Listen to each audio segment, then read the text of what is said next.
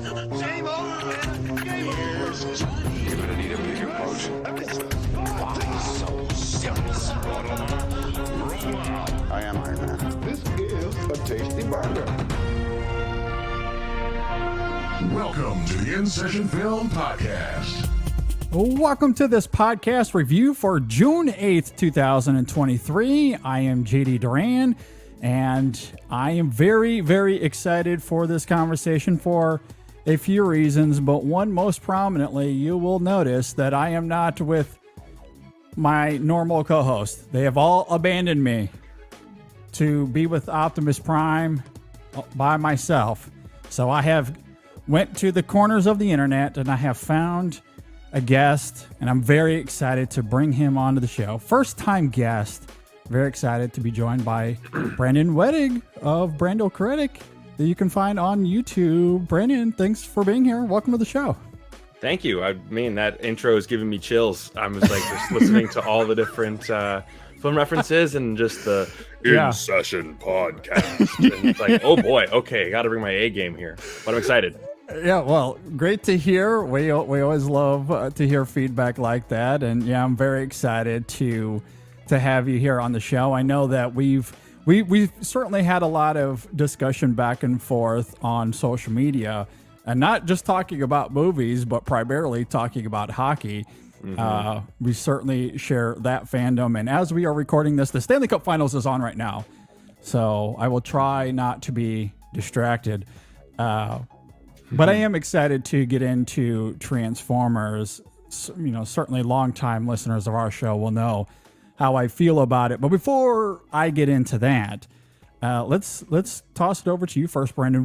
Before we get to the movie, what is your just overall history with Transformers? Whether it be the animated show, the comics, the Bayformers, any of it. Right. What is your history with Transformers? Okay, gotcha. So for the Transformers purists out there, I think they'll be disappointed to know that I haven't seen any of the cartoons. I've never had a Transformers toy growing up. I don't know. I was born in 95, so I don't know if I just missed the trend or I just, grew up with other things.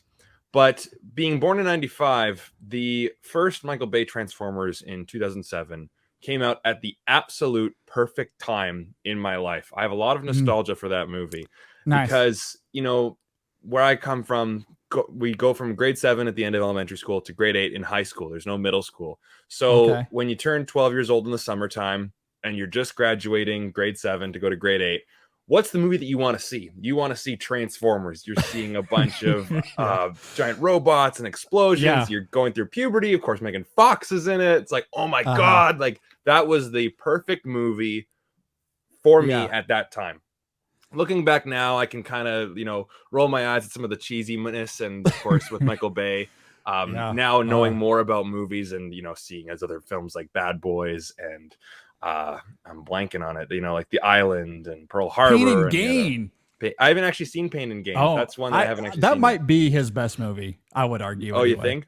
I think so. Yeah.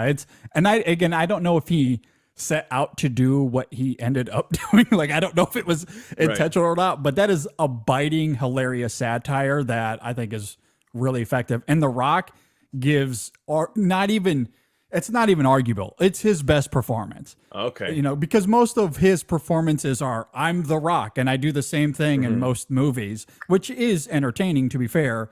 He's giving a genuine performance in that film. And it is incredible. Like, he's off his rockers in ways that you wouldn't expect, and you've certainly never seen before. The Rock is off his rockers. Gotcha. Yeah, exactly. I didn't even mean to say it that way, I guess. But it's appropriate though. But so I mean, I still have a lot of love for that first movie. And then of course, Revenge of the Fallen comes out, and I remember I had a friend back in grade 9, and they were like, dude, we got to see that opening night. It's like the most epic movie of all time. Of course, what are we looking for? We're looking for explosions. We think it's the most, amazing movie of all time. We're into the humor. But of course, we're 14 years old. And, then the next one comes out when I'm, I guess, 16. So that was like a birthday kind of present. It was like me and my friends got to go see that opening weekend. So those movies came out at the absolute perfect time for me. But, I mean, looking back, like there's really no reason for me to watch those sequels because I'm like I saw them when I was a kid or when I was growing up, and that's about it. Age of Extinction is brutal. Last Night might be the most forgettable, boring movie I've ever seen. Like I really can't tell you anything about that movie other than that Bumblebee is like with fighting the Nazis. It's like, what is going on here? Yeah. But then with Bumblebee really surprised me. It felt like Transformers meets E.T. That 80s childlike imagination, heart, whimsy. It was really, really good. And then, of course, coming to this one, just going through the comment section, and they're going, well, I was burned too much from the Bay Transformers movies. And it's a shame when people say that because this movie feels very different than those previous Michael Bay Transformers films. But that's my history with the Transformers franchise. Never played any of the video games, never read any of the comic books, and I don't really know much about the lore. When I went to go see the movie, I saw it with like a big like Transformers junkie, and he was explaining what the Maximals were and how Unicron worked and everything. So he kind of held my hand through it, but that's my history with the Transformers movies. Okay. Well, that's exciting. And that will make this a fun conversation because I certainly do come into this on the other end of that spectrum.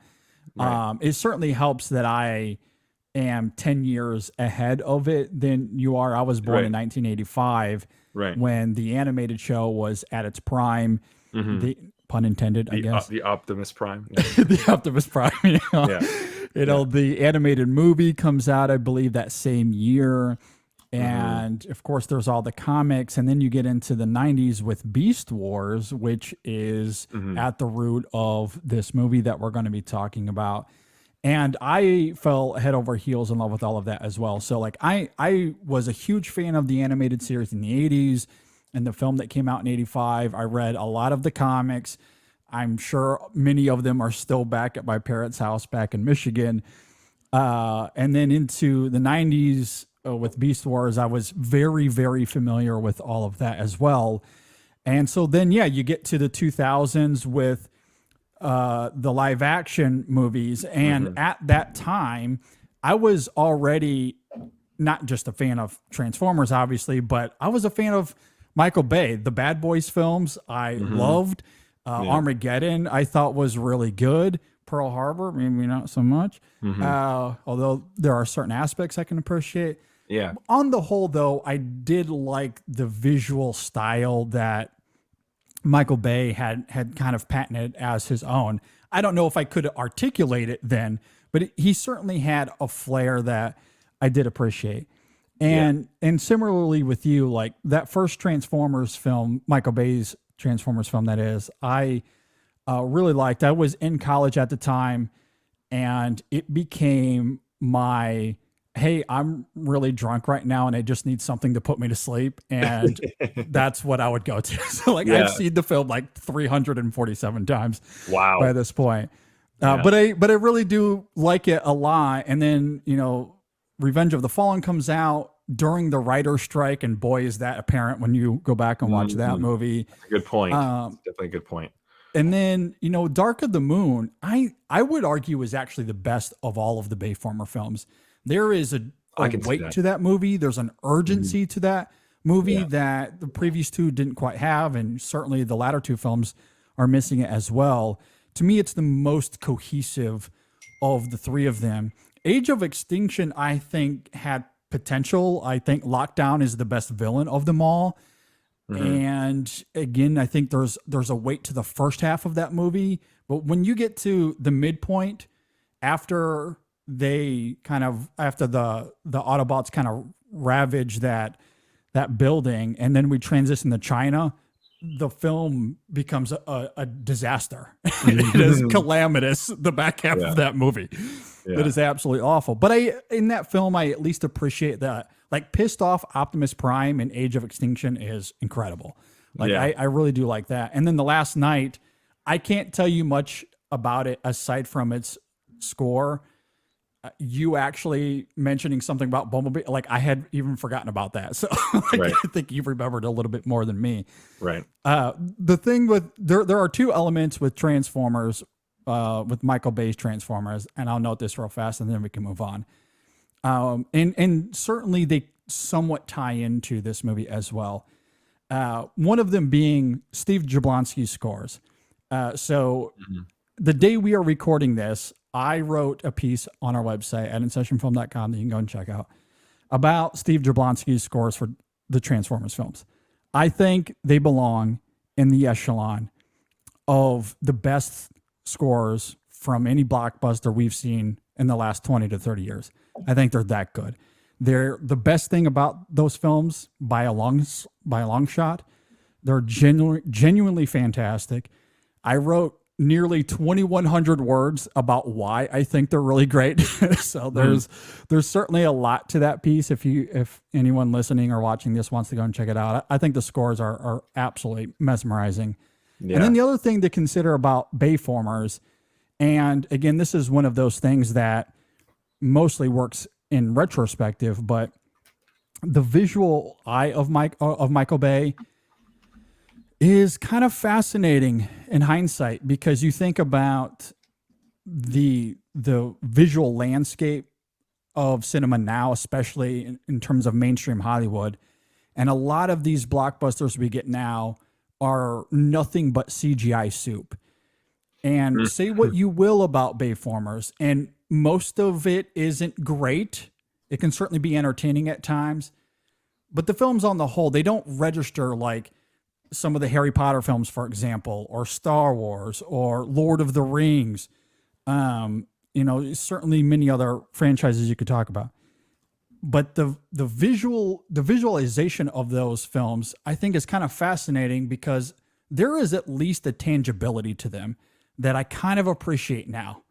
Like you go back and watch them through the lens of today, and they're much more like there's a heftiness to them. There's like the practicality of Michael Bay is undeniable. That dude loves to blow crap up for real. So yeah. there are buildings being blown up. There are cars thrown into buildings and into other things. And, now all of that is CGI. Like the tangibility of what we got in the Bayformers is kind of missing. So where character and theme and story is missing in the Bayformers, I at least appreciate the visual eye that he brings to those movies. Yeah, it's a good point. Like, I think one thing that I definitely look for now in movies is like a unique voice, and the Transformers movies, and you talked about the score, like I can immediately hum the theme. Yes. To the first Transformers movie, where I couldn't, other than the Avengers, I can't hum a single Marvel thing. A lot of it is very forgettable these days. Yeah, and I mean, I was talking about this, like that's what you do in film school. You just endlessly discuss just the most random crap in terms of movies.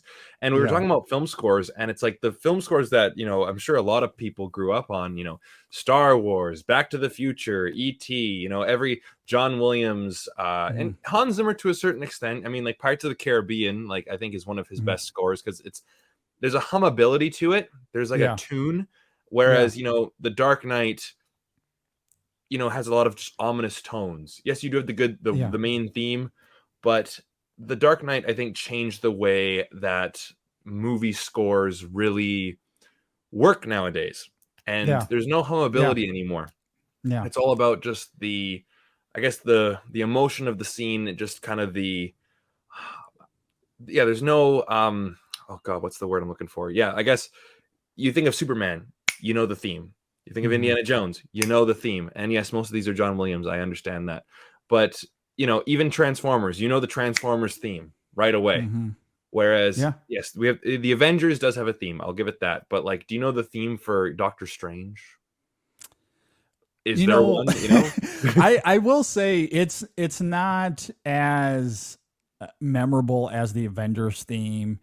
That and the sequel I can't really speak to. The score to that film isn't super great, but Michael Giacchino's theme from the first Doctor Strange I actually do know, and I think is very good. But you're also talking to a film score nerd. Like that's almost exclusively what I listen to. But to your point, yes, I think if we went out on the street and we asked 100 people if they would remember, to your point, Yeah. I don't think a single one of them would.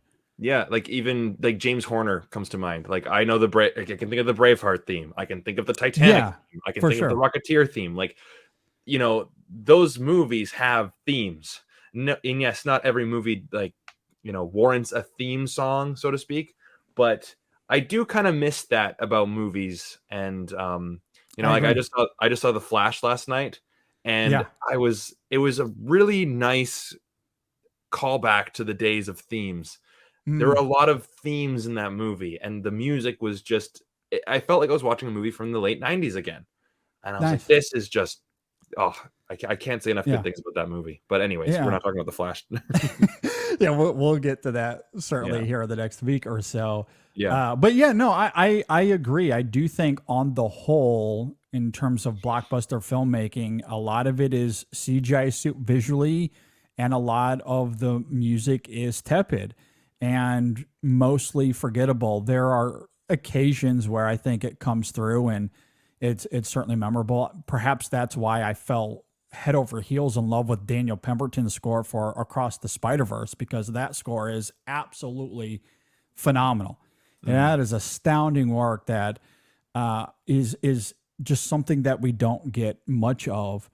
And when I think back at the Bayformer movies, Steve Jablonsky's work is genuinely great. Like, those films really don't deserve the kind of craft that he puts into it. And not even just with the main theme, but certainly other things that I certainly break down in that piece again at InSessionFilm.com if people want to go and check it out. But and every one of those films kind of has its own identity. That's something I also wanted to inject into that piece as well, because yes, there's the main theme that is somewhat consistent throughout all five, but each one kind of leans into a different scale that I think is really good. So, and again, just the, because I went back and watched a lot of them leading to Rise of the Beast, and the tangibility of Michael Bay just blowing crap up for real.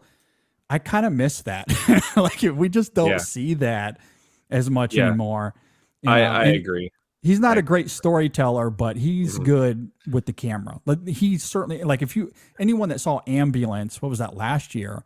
Yeah. Or any of his movies, really, like, he knows how to use the camera. Like, he's a cinematic filmmaker.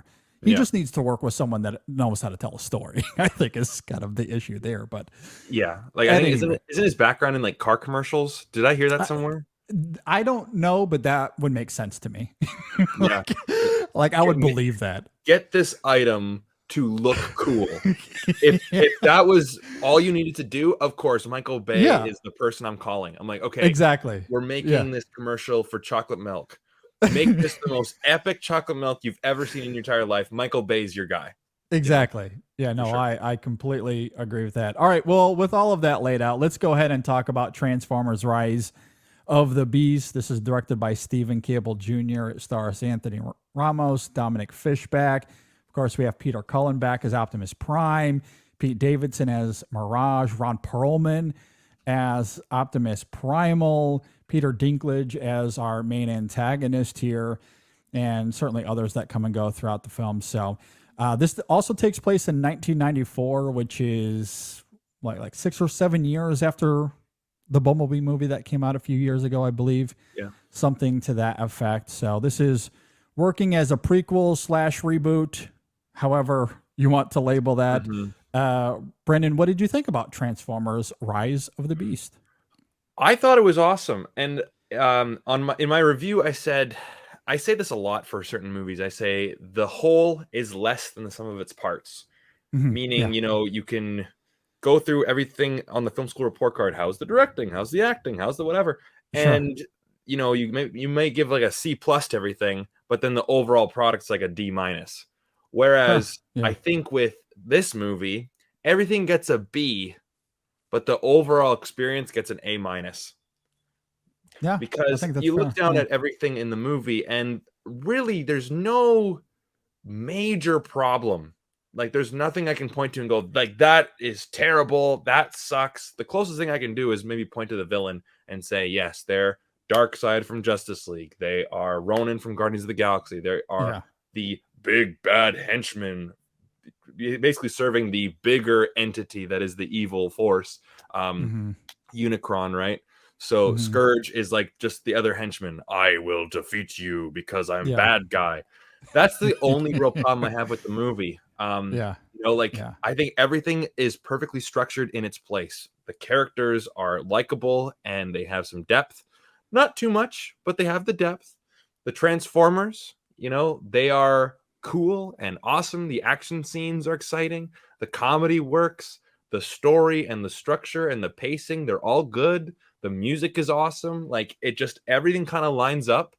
Nothing fantastic, but the overall experience was like, you know what? That was really refreshing. Sure, yes, a lot of CGI in it, of course, but I walked out of that theater feeling extremely satisfied and nostalgic for the Michael Bay Transformers movies as well, because there are some callbacks, but Yes, again, there it's is. not a like this is the most emotional, intense movie you have ever seen in your entire life. It's just a solid action blockbuster movie. Yeah. It's just 2 thumbs up. Those are my little thoughts in the bubble there. Love to hear that. And, you know, forgive me for those that saw my video review on YouTube. I might be a little bit redundant here, but walking out of this experience, I had 2 distinct reactions to it. Because if I'm putting on my critical lens, I agree with you. I think there are certainly things that you could nitpick here when it comes to the writing, which is pretty thin, the motivations of our antagonists and how that tethers to the Autobots and the Maximals and how they have to fight back against it. It's all rather trite and derivative. There's certainly nothing mesmerizing about the writing to this film. However, I will say when it comes to the human characters, and even with Optimus Prime himself, I guess, there are some interesting things going on here in terms of unity and togetherness and, like fighting for your brethren, but also coming to realize that the stakes are sometimes outside of yourself. I do like how all of that coalesces here. One of the best things about this film, and this is to give credit to the screenplay as well, is that they make Optimus Prime this flawed leader, which is a little counterintuitive to the history and the legacy of Prime, because in the animated series, he is this gentle leader. You know, he can certainly be commanding when he needs to, but he's very soft. He's receiving, you know, he's everything that Peter Cullen has talked about with Prime in terms of having a command, but also he's someone that's approachable. And that's what's kind of like made the James Kirk of the James T. Kirk of the Transformers, like, you know, the leader, but you can also approach him like he will say, you are on my team. Like we are in this together. Yeah, exactly. Totally. Absolutely. You know, which is what makes his, you know, like when he's talking to us as the audience or to the Autobots, like you certainly feel that. Like there is something about Peter Cullen, how he taps into that, that's very moving. And there are certain elements of that with Prime here that we certainly get early on when he's talking about wanting to protect his Autobots and the guilt that he feels for putting them in this vulnerable position. So he is taking responsibility, but at the same time, he's willing to accept those consequences or accept that responsibility, and he'll, you know, revert that and get them home at whatever the cost is. And that might come at the cost of Earth even. So he's a little bit blinded by his leadership in a way. And that juxtaposes yet simultaneously parallels the Noah Diaz character here, played by Anthony Ramos. And I do think all of that actually works together very well and comes to an ultimately very satisfying conclusion, which is to say, to your point earlier, like even with my critical lens on, I can understand and accept that the writing here is what it is. And I don't know if we're expecting anything beyond what it is here. The visuals of this film, I don't love, especially compared to Bayformers. I think it does fall into that CGI soup that mainstream Hollywood is certainly known for right now. However, I do appreciate the Gen 1 aesthetic of the Autobots themselves and the way they maneuver, the machinations of the Autobots is more clean and seamless than what they were in Bayformers. So I will certainly give it credit for that. It does feel a little bit sharper. If I take my critical lens off, though, and I just become like a Transformers nerd, like if I just transform myself into being my 7-year-old self again, I loved this movie. As a fan, I think the movie does a great job. And like Michael Bay, like Paramount did not hire Michael Bay to show reverence to Transformers. They hired him to make shit look cool, as you talked about, and to blow things up and get people in the seats in that regard. And so he wasn't as concerned with cameos. He wasn't concerned with Easter eggs and showing reverence to the legacy of Transformers. This film is. This film cares about that, and I think does a great job with it. So as a fan of Transformers, as someone who grew up with it and was obsessed with it as a kid, I felt like a 7-year-old again in the theater, and that's probably the biggest praise I could give it.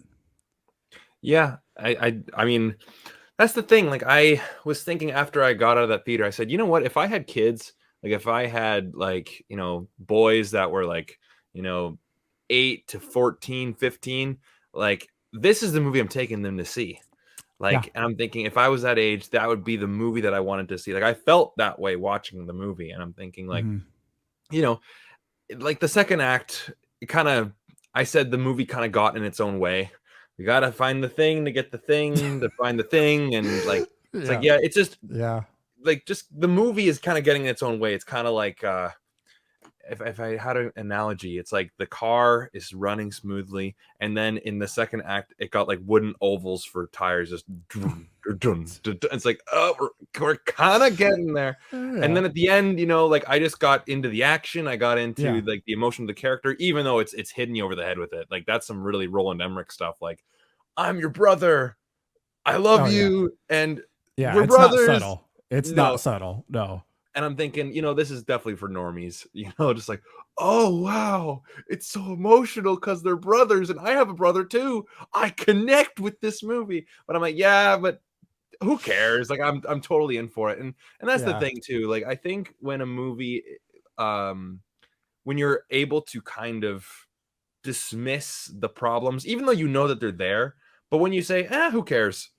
Then you just go for it. Like, if I was in real cynical brain mode, I said this in my review, the song Hypnotize by Biggie Smalls is in the movie. Yeah. And the movie takes place in 94. That song wouldn't have come out yet. But it's like, who cares? Like, that song's good. Yeah. Whatever. But I do know people, and I'm sure that you guys get this too, like in your comment section, like, oh, the movie sucks because of the, like, they'll try to find every single thing wrong. It's like, well, then you make a better movie then. So, but that's the thing, right? Like the overall experience of the movie, I thought the heart was in the right place. It wasn't oozing of cynicism. It was that you could tell that there was a story that they were trying to tell here about, brotherhood. And like you said, with Optimus Prime, it seems like he's like the Optimus Prime before the Optimus Prime that we know from the cartoon. He's learning. He's learning about it. And I think, we all have to learn to become the people who we want to be. And the kind of the duality there between him and Noah Diaz, I thought was actually like, oh, you know what? I see you, movie. I see you trying some bigger themes. Good job. It wasn't, it wasn't like some Christopher Nolan level deep, complex character study. But it's not just like no sacrifice, no victory. It wasn't as on the nose as that. So I thought that it had a good balance. And I agree with you there though that the Michael Bay Transformers did have more of a unique look to them than like you said, like the CGI soup. But I did like how simple it felt. The action scenes did feel very simple, even though the end battle did kind of feel like Endgame because they're fighting on like some like dirt, kind of gray crater looking place. Yeah. And I was even thinking like that. It's like, okay, this is the end game of Transformers because it's in the same place. Yeah. Y'all got to get to that one thing in the middle. But yeah, like it was a fun movie. And I want to ask, without spoiling it, what do you think of the after credit scene or the pre-credit scene? You know what I mean? Yeah, I don't love it, but I'm willing to also hold and reserve judgment until I see what comes of it, because I don't, we've seen this happen before with the Amazing Spider-Man movies, for example, where That's a good something point. is teased and then nothing comes to fruition. And I Mhm. don't know if this is going to make enough money. I hope that I'm wrong, but I Right. don't know if it's going to make enough money to warrant another Yeah. franchise that they're trying to establish here. But we live in a world where IP reigns supreme, and Yeah. they're gonna go for it. And it felt really out of place. Like if they would have left it, I guess, as the end credits little tease, a la, we're going after the Avengers Initiative, like that kind of thing. Right. Then I would have been okay. I would have been less kind of eye rolly with it, I think, but Right. it's before the credits, so it's technically part of the movie as it kind of wraps Yeah. up, and it's I Yeah. don't know. I see your point there. But I would say though that like the Amazing Spider-Man 2, like that's not a movie. That is that's a commercial. It's a Spider-Man commercial for the Sinister Six, for Black Cat, for Doc Ock, for all these other villains to come. And man, oh man. But anyways, I will say though, with that end credit scene though, I had no idea they were going that direction. I I was like, didn't either. It whoa, was like I okay. was Yeah. anticipating like Sector 7. That would make Yeah, that's what I sense. thought too. 100%. But I'm like, oh, it's John Turturro's gonna walk right in, but yeah, no, they didn't do exactly. that. That's what I was waiting for. Yeah. And it was a sleight of hand. I certainly give the film credit for that. And I mean, if this film does well and they're able to pull off a franchise a la what the MCU has done, look, I'll come back to this and I won't think much of it. Right. It's just right now, I don't know if it's necessary, but you do make a good point. Although I will slightly defend the Amazing Spider-Man 2 for reasons we don't have to get into here, I guess. Yeah. But this film does function within its own cylinder until Yeah. that moment. That's the only time it kind of gets out of bounds, where Yeah. this is self-contained. And I do Yeah. appreciate that. I do appreciate that because, yes, films like The Amazing Spider-Man 2 or much of what we've seen with DC over the last 10 years, they have struggled mightily to have, and even Marvel, to have these self-contained stories. Yeah. And this is mostly self-contained. So it's not, the comparison isn't quite apples to apples. I do think you make a good point there. And I like that you said self-contained, because people have asked me going like, oh, Brandon, like, do I have to watch Bumblebee? Do I have to watch Last Night? Do I got to watch all these things? And I go, actually, no, you can watch just this. And I have this argument with people all the time, and I'm shocked to know that I'm in the minority with this, but I'll beat this drum until I die. If you have to do prior research before watching a movie, the movie fundamentally is flawed and falls on its face, because a movie should give you all the relevant information to tell the story it's going to tell. Yes, you will understand it more. Like if you watch A New Hope, you'll understand An Empire Strikes Back more, or The Empire Strikes Back, I should say. But you can watch The Empire Strikes Back and understand what's going on. Like they introduce Luke Skywalker, they introduce Princess Leia, they introduce whatever. Yeah, in this movie, there's one line of dialogue that ties it to Bumblebee. That's it. That's it. Yep. So, I've been told by people like, well, this Star Wars movie makes sense only if you watch the eight seasons of Clone Wars, and you got to read this comic book, and then it makes sense. It's like, why the hell would I do that? Yeah. So it's like, just forget it. So Yeah. and that's the thing with Marvel now too, where it's getting into that category where it's like, well, in order to understand movie X, you have to watch TV show A, TV show B, and know movies C, C, Yeah. D, E, and F. And I'm not a big fan of that. Sure, you can reference things, and yes, it can be a sequel, but really, a great movie, I think, is self-contained enough that you can understand the core story. Mhm. And I think Transformers: Rise of the Beasts does that, because you can go into this without seeing a single Transformers movie and understand the core story. Does that make sense? No, I think that makes a lot of sense. And continuity can be tricky because when it's utilized properly, we get some of the best films in the genre, right? Yeah. I mean, when you talk about, Empire Strikes Back, or for me, The Force Awakens, I love how that film subverts the mythology of the original series. Or more recently, you think about Guardians of the Galaxy Volume 3, Yeah. which is a little bit of a balancing act of being a self-contained story. It doesn't rely on a larger MCU ethos, but the emotion of that film is felt when Yeah. what had happened in the previous two Guardians films and in Yeah. some of the Avengers movies. Yeah. So it It's isn't enhanced. yes, Yeah. like that film and its true potency at 100%, it's the most effective when you've already experienced those other movies. But that's the thing with continuity. Like when it utilizes it well and it tells a good story and it's self-contained enough that you don't have to watch like 100 movies, Yeah. then yeah, I like when franchises can, build upon itself to make the next movie better. Yeah. But as we've seen, there are a lot of movies that do it poorly. Yeah. and then it just becomes tiring. And I think the MCU is somewhat fumbling that at the moment. I think that's where some people are getting tired. But, movies like Guardians of the Galaxy Volume 3 and even what we've seen with Spider-Man Across the Spider-Verse, how that has its own identity, but the way it also taps into its predecessor is pretty seamless and borderline brilliant. And so I there is certainly hope that, with good writing and good directing, these franchises can certainly elevate themselves as they go. And Transformers: Rise of the Beast isn't trying to be anything other than what it is. And I do appreciate that. You made a great point earlier about how it's not trying to sink below a certain threshold. And yes, if you were to talk about the direction, the writing, the performances, everything still is around a B in terms of quality.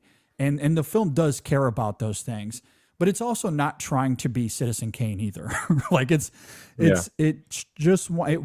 knows that it has to fill the middle with fluff so we can get from the beginnings of New York to whatever Zion we're in the third act. I don't even know where we are in terms of geography. And it's all done prosaically. It's, visually whatever, but there's still a lot of fun because of how the film builds to that point in terms of character and even its themes, as, unsubtle as they are. I still think the performers give credence to them with Peter Cullen and how he taps into Optimus Prime as, yes, a leader of the Autobots, and they certainly revere him, but he's a flawed leader in this film, which I appreciate, and how that rubs up against Noah. Like there's conflict there that the film does a great job of maneuvering through. So when we get to those final moments at the end, regardless of what it looks like visually, at that point, I don't care. I'm emotionally invested because of the storytelling here, which is refreshing from Michael Bay because he never cared about story, and the performers here, and the performances of the Bayformers are also a little uneven, but I think the performances all around here are pretty good, borderline great at times. So all of that to me makes for an effective film. So yeah, I can put on my critical lens and see where the film is kind of swinging that pendulum. But it also taps into Transformers nerdom in ways that is great. And I don't want to get into spoilers, I guess, so it's hard to reveal the specifics of them. But there were more than a few times where, as a nerd of this franchise, I was geeking out pretty hard. And I had a great time because of that. Yeah, and I agree with you. How actually, well, there's two things I wanted to bring up.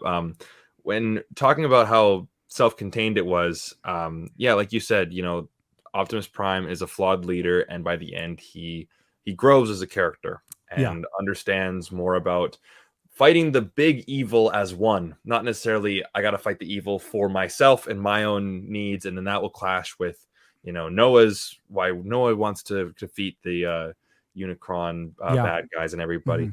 But yeah, and like we were talking about with the pre-credit scene, that was the first time where it was kind of setting up the sequel, where I find that a lot of movies, and I can point to quite a few examples, there's giant chunks of the movie that have nothing to do with the actual movie that we're watching. It's just setting it up for the next show. I mean, like the most egregious example recently was like Black Panther, Wakanda Forever. The woman who is at MIT or whatever, and she's making that Iron Man suit or whatever. Yeah. That has absolutely nothing to do with the movie. And it's like the movie's going like this. It takes a giant detour, then comes back. Yeah, that's setup is what that is. Yeah, that's 100% set up for Young Avengers different. Is what they're doing there. Yeah. Yeah. So it's like in Transformers Rise of the Beasts, you're telling the one story and you're on track. With the pre-titles or the pre-credit sequence, it goes off like this, going, okay, well, now we're going to set up, like, we're going to bring in this stuff. And go, okay. But at least they did it right at the end. And it wasn't like you put that at the beginning of the movie, and then you're like, what the heck? And then you're just questioning everything for the entire movie. So I like how streamlined it was. And I was talking with a friend about this last night, how, of course, being in the film community, I'm sure you hear certain phrases. You start to hear certain phrases over and over and over again. But when you really dissect them, you're like, what does that actually mean? And the two phrases that I hear a lot are, well, it's a good movie for what it is. Well, what does that mean? Like, it's a good movie for what it is? Is it a great movie and it's still great? Or is it terrible, but it was not trying to be great, so it's still good? And the other one is, well, when I go to the theater, I want to turn my brain off. I want to turn my brain off and have fun. And I really despise when people say that, because it feels just kind of like a blanket statement when they don't actually have an opinion. Yeah. But they're right here. Which kind of like, okay. Yeah. So again, you're not trying to tell like the world is ending. Like this is going to be like the biggest stakes ever. It feels simple and it feels contained and it feels, I don't want to say cute, but when you have those Bay Transformers, how just they're bigger than life and they're, I don't want to say bloated, but just, you can't contain the Michael Bay Transformers movies. You have to see those on the biggest screen possible. But with Rise of the Beast, it feels way more streamlined. It feels a lot more cohesive, just really well structured, like a really good, you follow the Lego instructions perfectly. You're not putting all these extra things in there. And so it's good. It knows exactly what it is. And if you're dissecting it, you can tear this movie apart. Right. Yeah. But you turn your brain it off. Is proficient. It's proficient given its goals. And I do agree with you. That's why I think I started off this conversation, certainly did the same thing in my video review of offering up two different perspectives, because I could look at this film critically and we could analyze it and really get into the nuances of it and criticize it for what it is comparatively to something like The Dark Knight or to Spider-Man Across the Spider-Verse or other films of its ilk or of the blockbuster size. It's not going to be comparable to that. However, it's also a far cry from something like Revenge of the Fallen. Like this is a much better film. It's much more polished in terms of its screenplay. Yes, trite and derivative in terms of plotting and motivation, but certainly much more polished. The editing of Michael Bay's movies, for better or worse, sometimes it's fascinating. Other times it is straight up baffling. As much as I've seen the first Transformers from 2007, and as I noted, I've seen it countless times, and to this day, I still can't understand the editing of that movie. It is weird. Like, it is just straight up bizarre at times. Like, I truly do not understand the editing of that movie. It's an enigma. It's also part of the charm in some ways, I guess. And so that's often what comes with Michael Bay. And I say that to say this is a film where you don't have to worry about any of that. It is more streamlined, as you're talking about. It is more deft in terms of its craft, and it's at least trying to do something thematically. It's also not trying to be Christopher Nolan, as you noted, and again, it's at least trying. Does it succeed entirely? Maybe not, but emotionally, I did feel something at the end of this film. And is that because of the effectiveness of the craft and the performances, or is that just my Transformers, nerdom getting into the way? It could be a merriment of all of that, but it is effective. I did really like it. The other thing that we haven't really talked about that maybe we can mention here a little bit is the Maximal characters, which, it is Rise of the Beast after all. And that's inspired by the Beast Wars storylines in the comics and the animated show in the 90s. And that's something that I really loved. I don't know how others in the Transformers world feel about it. The original animated show is revered. People from all generations tend to love it, and it is really great. I also loved the Beast Wars. And when I was a little kid, when I was 8 years old, those were the toys that I had. I didn't really have much of the Generation 1 Transformers. I was too young for that. Right. But as I was getting older, those were the toys that were prominent, at least in that space. So those were the ones that I had. And so I was excited to see characters like, Optimus Primal, of course. You get Airazor, voiced by Michelle Yeoh. And after the year she had last year, it's great to see her making her money. I love that. Get paid. Yeah. You got Cheetor, you got Rhinox in this film, all characters from that storyline. They're perhaps a little bit underutilized. We get more with Airazor in this film. But I really did like Primal, though, because he was a nice, I don't know if juxtaposition is the right word, but certainly a complementary piece to Optimus Prime, who, as we've noted a couple of times, is kind of this flawed leader in this film. Primal, on the other hand, he has all his ducks in a row. All his T's are dotted, all his T's are crossed, I's are dotted. Yeah. And like he is someone that you will follow into battle. And I love how they fleshed that character out here. And Ron Perlman is really fantastic in his vocal performance. And in terms of the nerdy Transformer stuff that happens here, again, this is just a line of dialogue. Man, I'm tempted to spoil it, but I guess I won't. But there's one moment as they kind of lead the charge going into battle in the third act. It's a quick little line, a reference to the animated film, or the animated series, excuse me.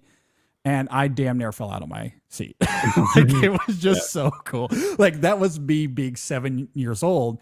And earlier you mentioned, if you had kids, like when they're 8, 9 years old, this is the film to take them to. I went to this presser with my 7-year-old, and he's sitting next to me, loving it, by the way, to your point, 100% loving it. And he hasn't been as, as enthralled with Transformers, or really, he hasn't had the experience at his age that I did at his age. So this was kind of a first for him. But it was a little poetic, though. Like, I transformed into being a 7-year-old while my 7-year-old was sitting next to me. It was cool. Like, that's the kind of stuff I really liked about this movie.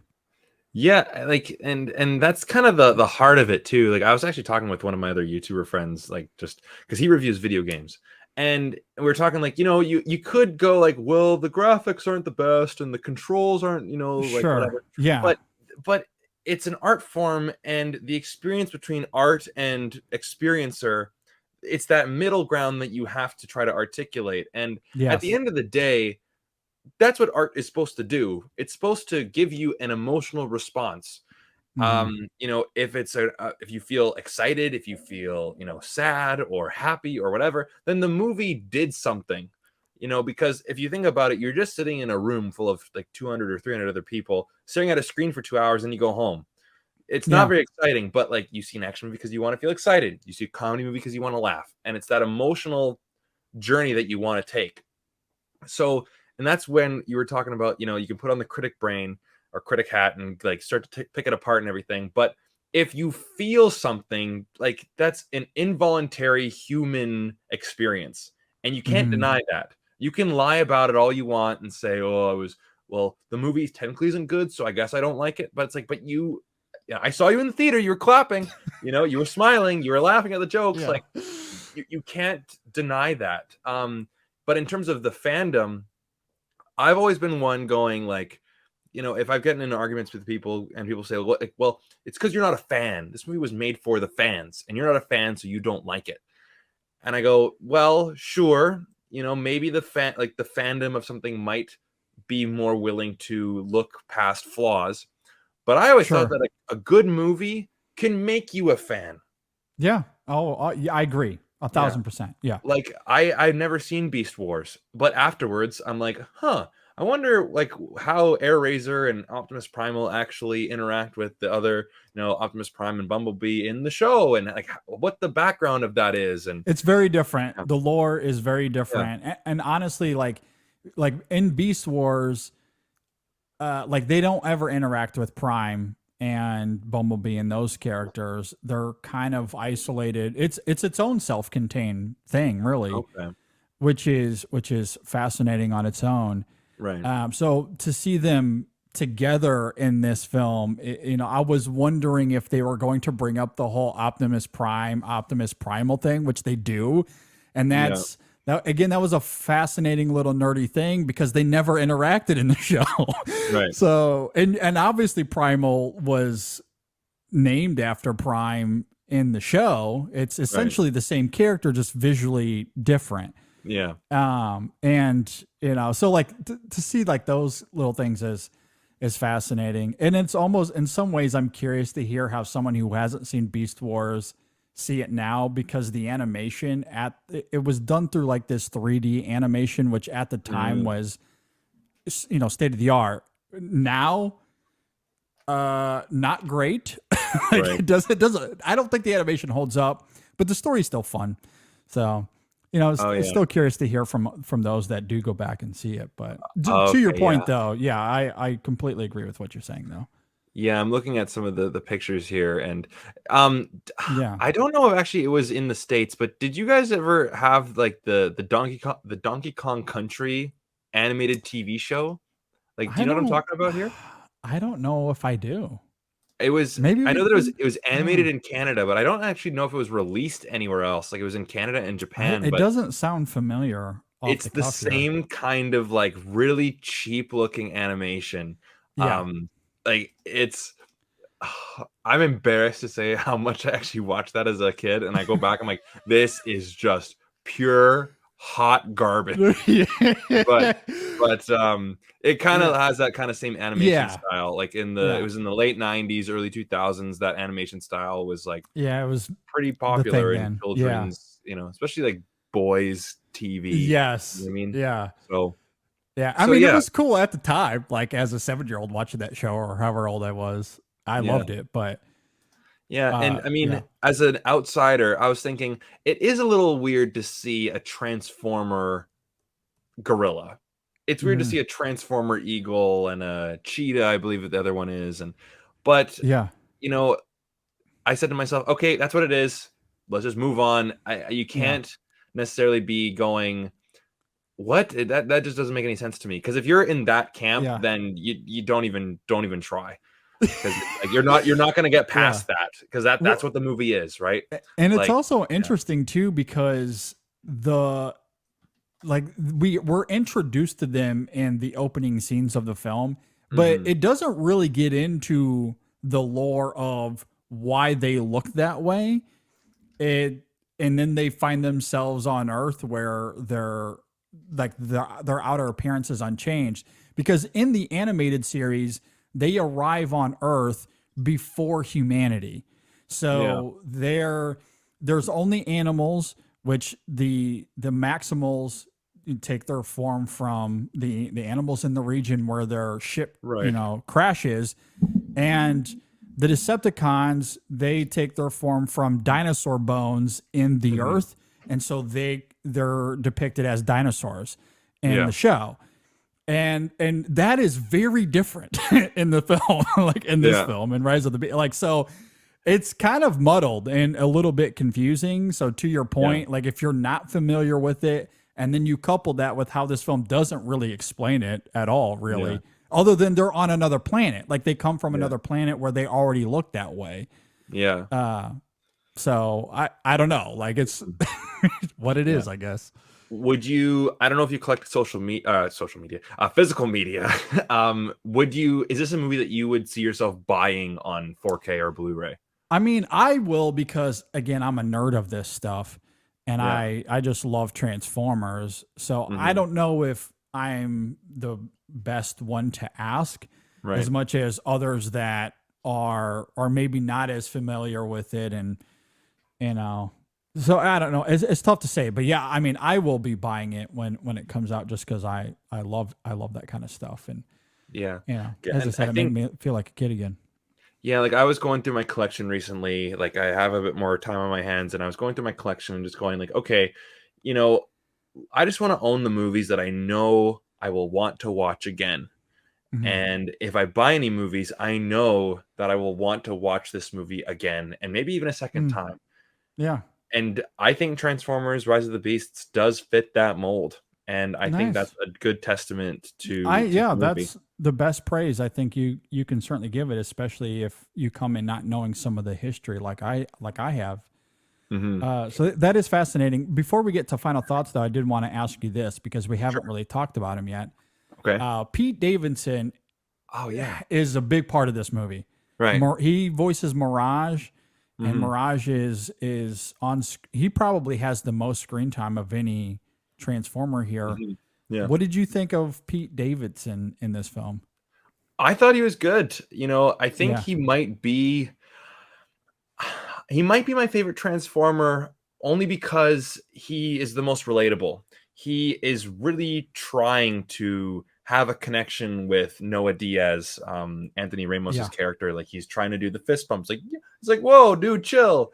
Like he's speaking in Earth speak, right? Yeah. Bumblebee is, obviously the OG in terms of the Michael Bay films, and of course the film Bumblebee. And he is kind of like that puppy. He acts more as like a pet to Sam Witwicky and Haley Steinfeld's character. I forget her name in the Bumblebee movie, but Bumblebee is more of a pet, and Mirage is more of like a best friend, a buddy, like some dude you can kind of hang out with. Like they use that shot in the trailer where Noah kind of like walks out of the car and keeps walking really cool, and then Mirage kind of transforms and he's like, "Oh, what's up, guys?" Like, so and what I liked about it is that the jokes in the movie weren't like forced. They weren't like laugh a minute riots. There were a lot of like really cleverly paced or cleverly put jokes. And yes, they can be sexually innuendos. Yes, they can be kind of the the Step Brothers kind of dumb humor, bottom of the barrel jokes. But they timed them perfectly. And the best comedy, or at the essence of comedy, is timing. And I think he's got great timing. And I think Pete Davidson's a really funny dude. So I thought he brought his own charm to the role. And I thought he was awesome. Yeah, I'm completely with you. I really liked him in this film. I know he's a little bit of a polarizing figure with some, but I think he is quite immersive here. If you don't know who's voicing Mirage, although we just told you who is, I don't think that you would really know. I think he does a really great job of disguising himself here. Yeah. Perhaps the sound mixing is a part of that. But again, going back to the craft and how proficient it is here, it certainly speaks to the character. And you're right, in terms of the humor and how Pete Davidson taps into it, and even the writing itself, it is pretty seamless. And I think it's mostly quite effective here. There's one joke I won't get into, but Mirage references something to a body part, and my 7-year-old leans over to me and goes, he's talking about his penis. And I about died. Yeah. And that's the So thing. Like it's that's the jokes. Like those are the jokes that it's going for. But it's not. You don't cringe when you hear them, and you're not rolling your eyes. And I'm actually like laughing. And I'm like, aha, like he's that kind of guy. He'd make those kind of inappropriate jokes. And I actually forgot that it was him because I saw the pictures from the premiere, and I'm like, oh yeah, Pete Davidson's there. Like, oh, that's cool. And then I completely forgot about it. And then when I was doing the review, I was looking up on IMDb. I'm like, oh right, Pete Davidson was Mirage. I didn't even clue in. So that's the thing. I think sound mixing is probably a big part of that. But I was just, and that's the thing too. When you can see the character and not necessarily the voice actor in the recording booth. I mean, Michelle Yeoh is a bit different only because she, like you said, her last year was like her year, and like you just hear her voice so often. And you're like, she's very top of mind at the moment. Yeah, and it's such a recognizable voice. Like there's some actors that you can't escape the voice. You have your Christopher Walkens, you have your Morgan Freemans, of course, everyone who does the impressions of these people. But you also have some of your like kind of more obscure actors, whereas like you hear their voice, that's them. Like an Alec Baldwin is one that I can point that voice out from anywhere. But Pete Davidson in this movie, you totally forget.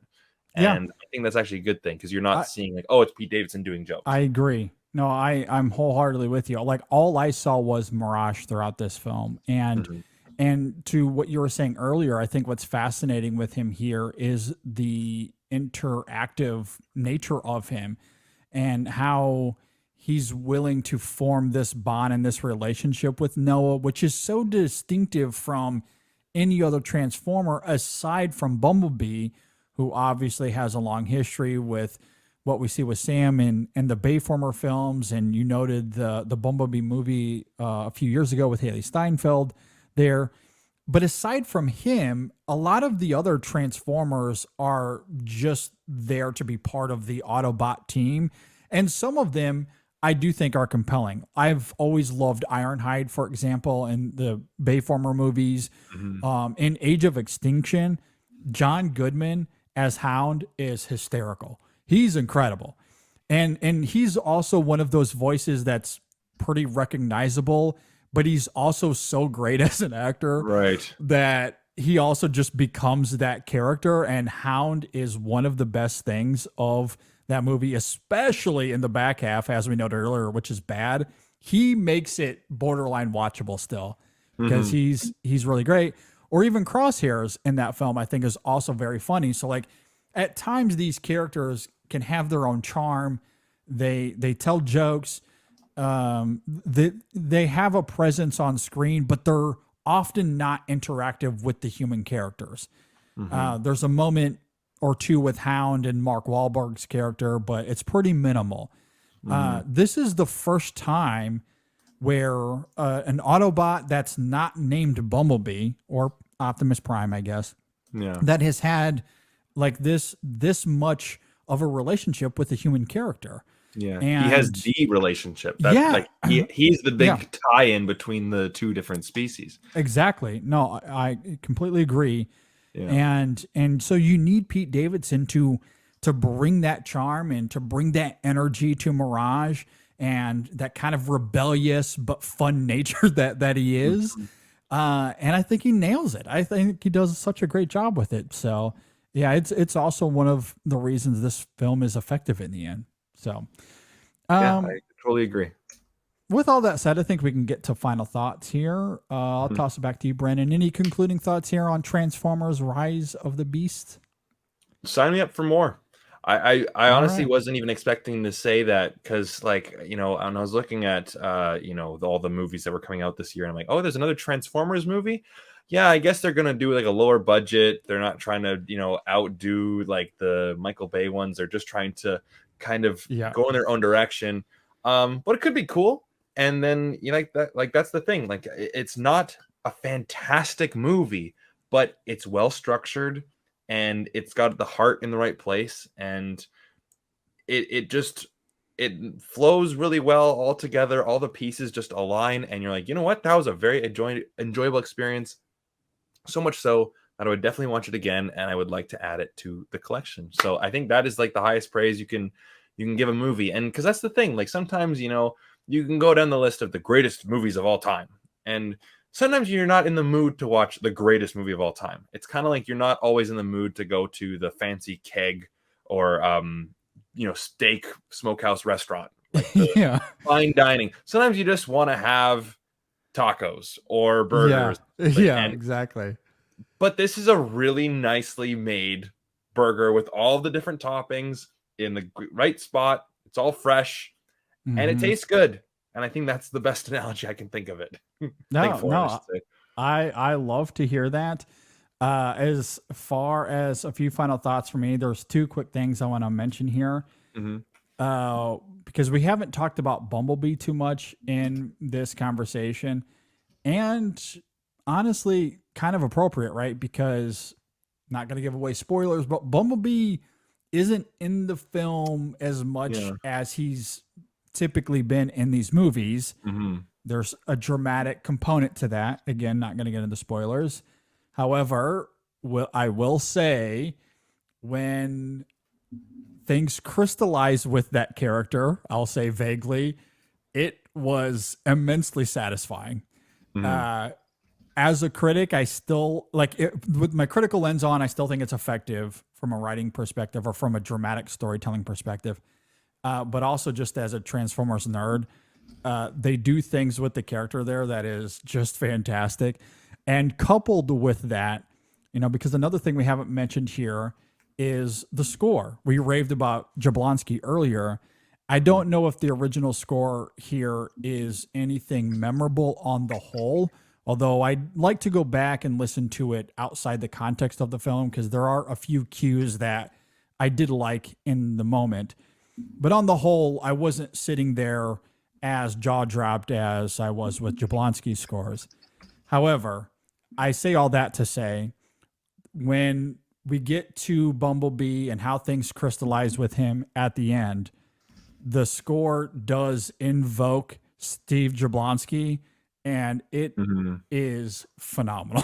Like, it is so good. And I know what you're talking about. I know what part you're talking about. I didn't expect to feel that way. You know, it's like a nice little callback, and you're going, like, I was like, all right, I'm gonna watch a Transformers movie. I didn't expect to be clapping in it. You know, And that's exactly how I was too, because you know, and maybe this is done intentionally, you know, to give it credit, because the score is distinctive. It has its own singular identity that's not Jablonski, and I don't necessarily need it to be Jablonski. I do appreciate that it's having its own identity. So when it does invoke Jablonski, it is a little bit of a sleight of hand, like it somewhat comes out of nowhere. And so it's like a punch to the face when it comes, and it's fantastic. Really, really good stuff. So yeah, a lot of the third act of the film, despite how prosaic it is visually, I think dramatically and emotionally, there's a lot to it that's really good. And that's just credit to Steven Caple Jr. and his storytelling here, the performances and how committed they are. And just the overall fun of the movie. They make it engaging. So when all of that starts to form at the end, it is felt. It is felt despite, you know, whatever it is visually. So I liked it. I'm with you. I found myself clapping at times. I can't wait to see it again.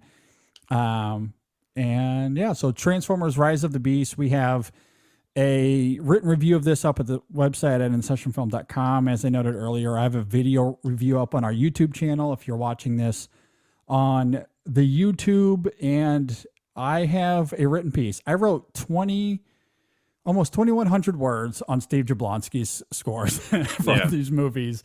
And it was one of the best things I feel like I've done since we started In Session Film.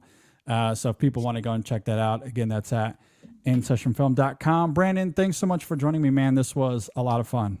Yeah, man, I had a blast. And honestly, if you guys ever want to have me on the podcast again, let me know. I will definitely want to come on. Okay. If it's just talking about film scores, I mean, heck, I have my whole playlist ready to go. Yeah. And, all right.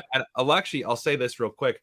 a lot of people actually don't know this about me, but I was in concert band and jazz band for like 6 years. I actually played trombone, so we did a lot of jazz music, but we did play a lot of Star Wars, Pirates of the Caribbean, a lot of John Williams. So like, and if you look at my favorite movies of all time, all of them have unbelievably good scores. Like they're always up there, and that's such a big part of the movie. And speaking about that, like I showed my girlfriend JFK, the Oliver Stone film. Yeah, sure. And I forgot how freaking good that score is by John Williams. Oh my God. It's one that no one really talks about, but yeah, if you even want to talk about that, I'm totally down. But this was a lot of fun. Yeah, no, love to hear that. We'll definitely have you back. I'll probably pick your brain regarding film scores because the one thing I go into in my piece is that I don't have that musical background. I can't talk to you about film theory.